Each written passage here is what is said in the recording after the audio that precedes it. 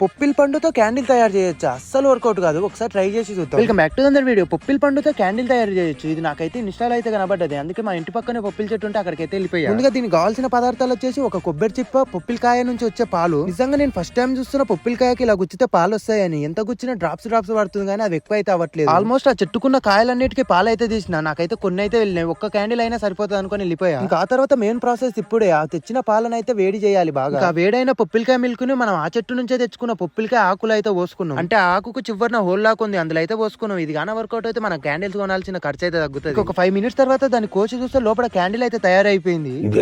మనం తయారు చేసిన పొప్పిల్కాయ క్యాండిల్ వెలుగుతుందా లేదా అని అంటించి చూస్తే సర్ప్రైజింగ్ గా వెలిగిపోయింది. అది ప్రొడ్యూసర్ ని డైరెక్టర్ ని మోసం చేసిన నన్ను కూడా మోసం చేద్దాం అనుకుంటున్నావేంట్రా? ఎందుకంటే మనం అది పొప్పిల్కాయ నుంచి వచ్చిన మిల్క్ తో అయితే తయారు చేయలేదు, షాపుల నుంచి తెచ్చిన క్యాండిల్ తో అయితే తయారు చేసాం. ఎందుకంటే ఫస్ట్ నార్మల్ గా చేస్తే రాలేదు, అందుకే ఇలా ట్రై చేశాం. ఈ వీడియో నచ్చినట్టయితే లైక్ చేసి ఫాలో, సబ్స్క్రైబ్ మాత్రం అస్సలు మర్చిపోండి. ఉంటా మరి, లవ్ యూ, బాయ్.